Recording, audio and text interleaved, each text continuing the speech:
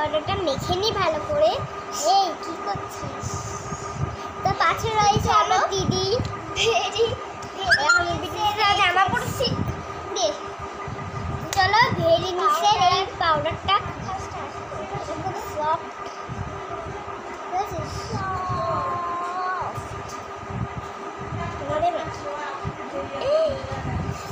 দেখো guys glow করে এটা। গাইস আমি তো পড়ে গেছিলাম। ও মাই গড, একটা পড়লো আমার পায়ের সামনে। তো দাঁড়াও গাইস। তো গাইস দেখো আমি কিন্তু অনেক মেকআপ আছে।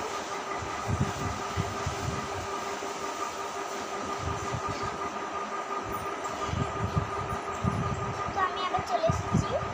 তো দাঁড়া গাইস